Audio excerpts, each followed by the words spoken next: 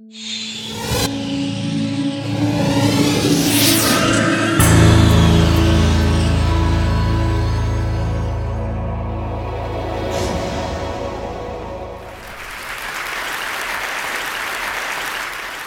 I'm going to talk about work, specifically why people can't seem to get work done at work, which is a problem we all kind of have.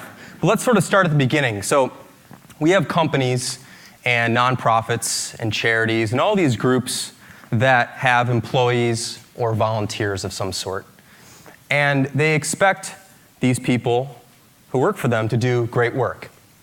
I would hope, at least good work. Hopefully, at least it's good work. Hopefully great work. And so what they typically do is they decide that all these people need to come together in one place to do that work. So a company or a charity or an organization of any kind, they typically, unless you're working in Africa, if you're really lucky to do that, but most people have to go to an office every day. And so these companies, they build offices. They go out and they buy a building, or they rent a building, or they lease some space, and they fill this space with stuff. They fill it with tables or desks, chairs, computer equipment, software, internet access, maybe a fridge, maybe a few other things. And they expect their employees or their volunteers to come to that location every day to do great work. It seems like it's perfectly reasonable to ask that. However, if you actually talk to people and even question yourself, and you ask yourself, where do you really want to go when you really need to get something done? You'll find out that people don't say what businesses think they would say. If you ask people the question, where do you really need to go when you need to get something done, you typically get three different kinds of answers. One is kind of a place or a location or a room. Another one is a moving object. And a third is a time. So here's some examples. When I ask people, and I've been asking people this question for about 10 years, I ask them, where do you go when you really need to get something done? I'll hear things like the porch, the deck, the kitchen.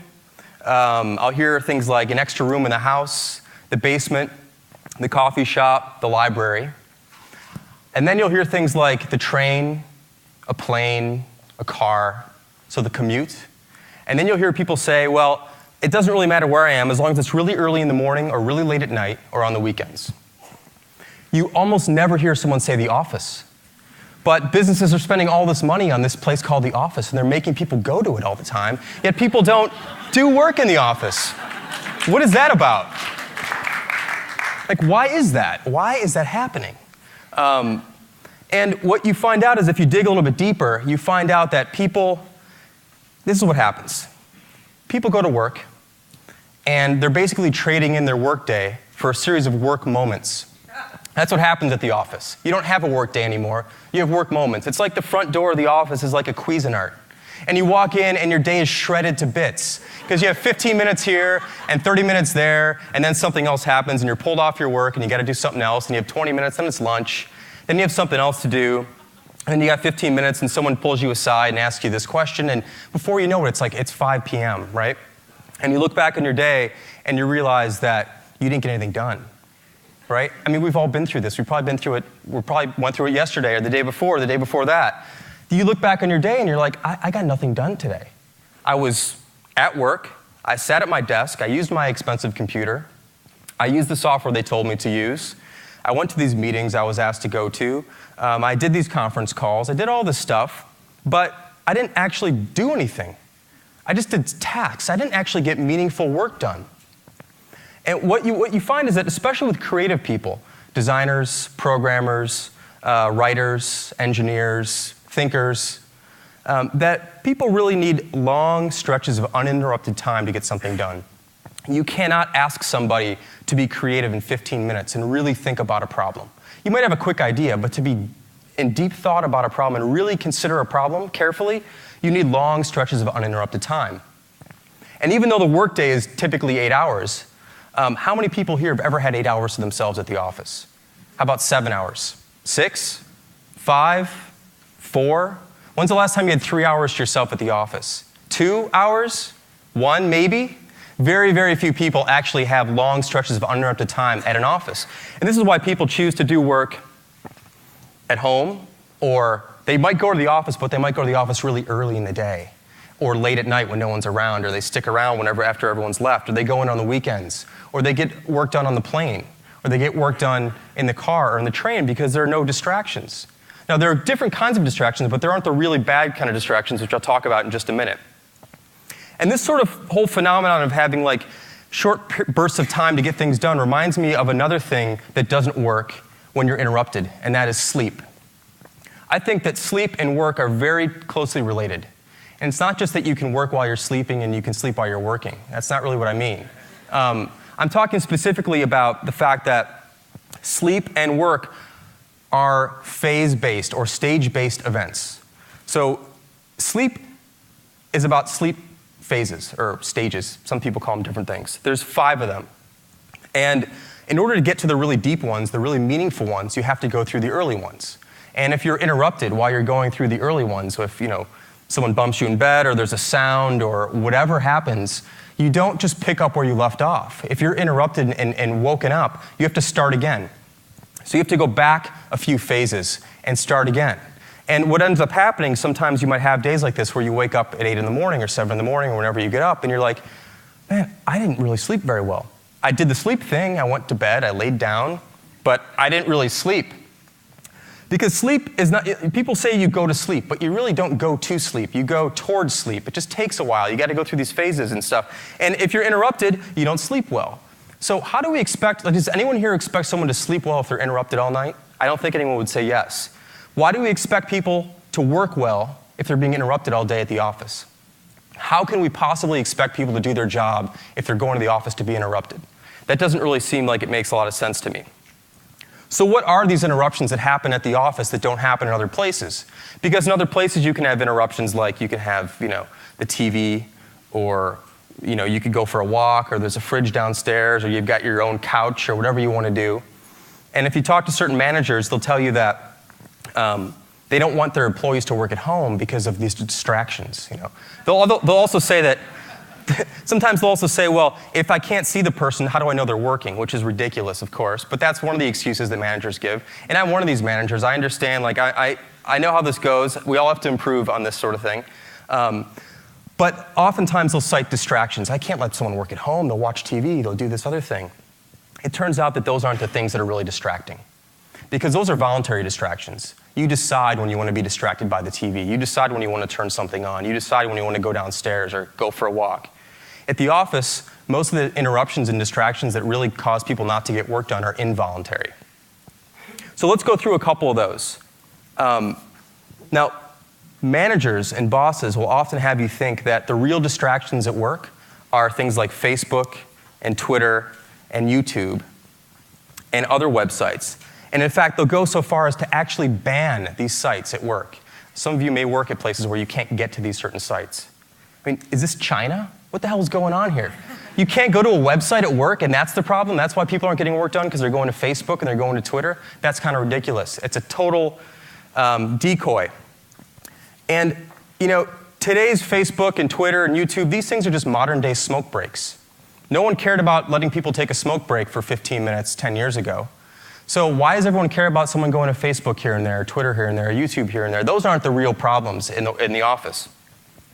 The real problems are what I like to call the M&Ms, the managers and the meetings. Those are the real problems in the modern office today. And this is why things don't get done at work. It's because of the M&Ms. Now, what's interesting is if you listen to all the places that people talk about doing work, like at home or in the car or on a plane or late at night or early in the morning, you don't find managers in meetings. You find a lot of other distractions, but you don't find managers in meetings. So these are the things that you don't find elsewhere, but you do find at the office. And managers are basically people whose job it is to interrupt people. That's pretty much what managers are for. They're for interrupting people.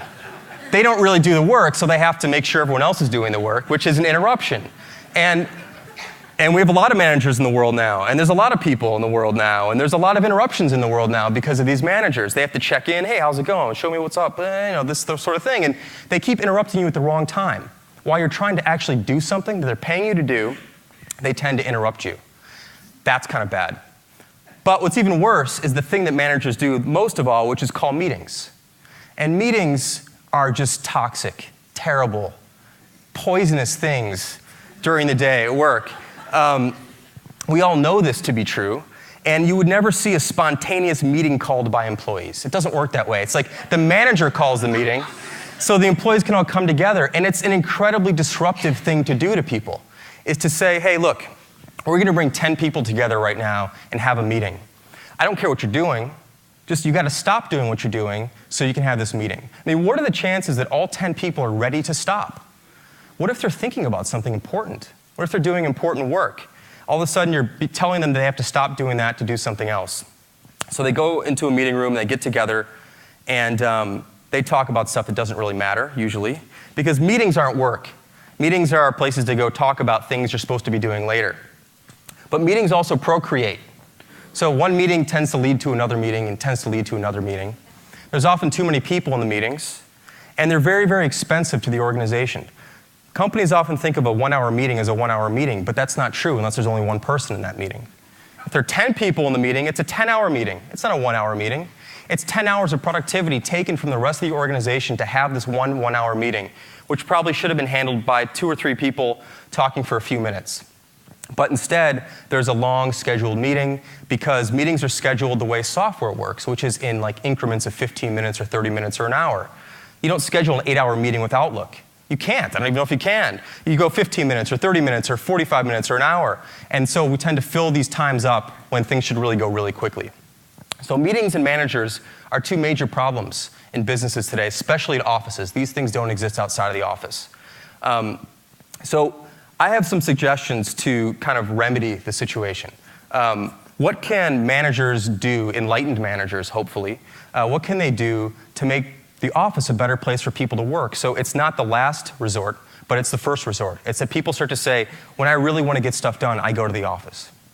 Because the offices are well equipped. Everything should be there for them to do their work, but they don't want to go there right now. So how do we change that? I have 3 suggestions I'll share with you guys. I have about 3 minutes, so that'll fit perfectly. We've all heard of the casual Friday thing. I don't know if people still do that, but how about no talk Thursdays?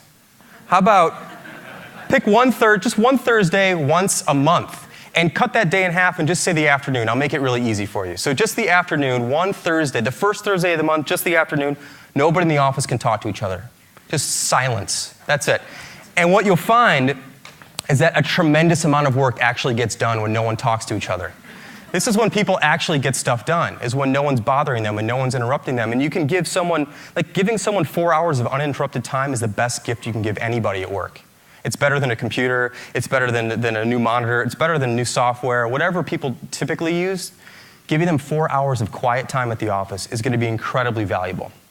And if you try that, I think you'll find that you agree, and maybe hopefully you can do it more often. So maybe it's every other week, or every week, once a week. Afternoons, no one can talk to each other. That's something that you'll find will really, really work. Another thing you can try is switching from active communication and collaboration, which is like face-to-face stuff, tapping people on the shoulder, saying hi to them, having meetings, and replace that with more passive models of communication, using things like email and instant messaging or collaboration products, things like that. Now, some people might say email is really distracting, and IM is really distracting, and these other things are really distracting, but they're distracting at a time of your own choice and your own choosing. You can quit the email app. You can't quit your boss. You can quit IM. You can't hide your manager, right? You can put these things away, and then you can be interrupted on your own schedule, at your own time, when you're available, when you're ready to go again, because work, like sleep, happens in phases. So you're going to be kind of going up and doing some work, and then you're going to come down from that work, and then maybe it's time to check that email, check that IM. And there are very, very few things that are that urgent that need to happen and need to be answered right this second. So if you're a manager, start encouraging people to use more things like IM and email and other things that someone else can put away and they can get back to you on their own schedule. And the last suggestion I have is that if you do have a meeting coming up, if you have the power, just cancel it. Just cancel that next meeting. Today's Friday, so Monday, usually people have meetings on Monday, just don't have it. Now, I don't mean like move it. I mean just erase it from memory, it's gone, and you'll find out that everything will be just fine. Like all these discussions and decisions you thought you had to make at this one time at 9 a.m. on Monday, just forget about them and things will be just fine. People have a more open morning, they can actually think, and you'll find out that maybe all these things you thought you had to do, you don't actually have to do. So those are just 3 quick suggestions I wanted to give you guys to think about this. And I hope that some of these ideas were at least provocative enough for managers and bosses and business owners and organizers and people who are in charge of other people to think about laying off a little bit and giving people some more time to get some work done. And I think it'll all pay off in the end. So thanks for listening.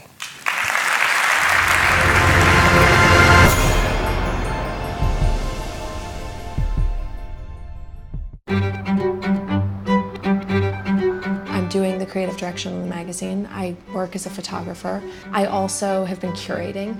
I do anything and everything related to photography that I can. Dossier is a biannual art and culture journal. We know so many creative people, and we wanted to sort of give people a forum to do projects that they might not be able to do for other magazines.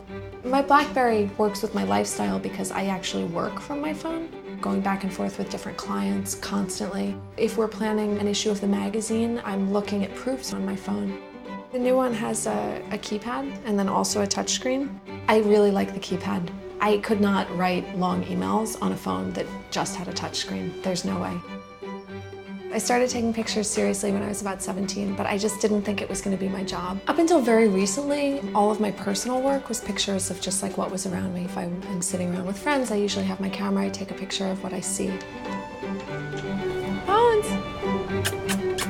Pony! He's like, I guess this is where you want me. The quality of the camera on the BlackBerry is definitely good enough that I can do almost anything I want online with it. I contribute to a couple different blogs aside from the Dossier blog. A lot of times I'll just send them pictures from wherever I am, taken with my BlackBerry. This is rainbow eucalyptus in Maui, and it grows by the side of the road. This is taken from the top of the Pompidou in Paris. It's the line to get in. That's a hedgehog in the souk in Marrakesh. It's the inside of my dog's mouth. I just travel a lot for work, you know. I have my phone with me everywhere I go. It works anywhere in the world, and that's awesome.